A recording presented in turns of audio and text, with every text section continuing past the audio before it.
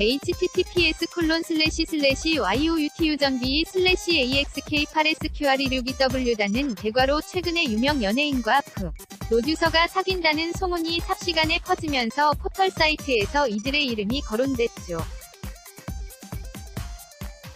당사자들은 악성 루머라며 유포자들을 상대로 고소를 제기했습니다. 가짜로 추정되는 뉴스는 연예계 소식에만 국한되지 않습니다.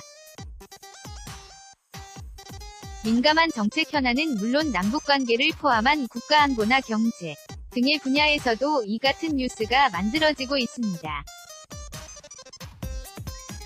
이낙연 국무총리는 최근 국무회의에서 가짜뉴스에 대해 공동체 파, 괴범, 민주주의 교란범이라며 강력히 비판하기도 했습니다. 정부의 가짜뉴스 대책 마련에 표현의 자유를 위축시킬 수 있다는 논란도 일고 있습니다. 누가 무슨 기준으로 가짜뉴스를 판단할 것이냐는 문제에서 표현의 자유를 침해할 소지가 있다는 것이죠. 정부의 대책만으로는 SNS, 유튜브 등에 떠도는 가짜뉴스를 막는 데 한계가 있을 수밖에 없습니다. 따라서 개인의 감별 능력이 어느 정도는 필요한 상황인데요. 어떤 방법이 있을까요? 다음은 미국 펜실베이니 아대학 안넨버그 커뮤니케이션 스쿨이 만든 사이트 FACTCHECK.org가 제시한 몇 가지 기준입니다. 우선 뉴스의 출처를 파악해야 합니다. 가짜뉴스 작성자들은 유명 언론과 비슷한 인터넷 주소를 가지고 독자들을 가짜뉴스의 세계로 끌어들입니다. 따라서 웹페이지 주소를 먼저 확인해볼 필요가 있습니다.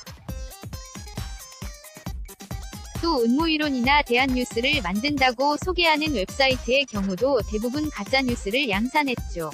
제목만 읽고 성급하게 판단하지 말아야 합니다.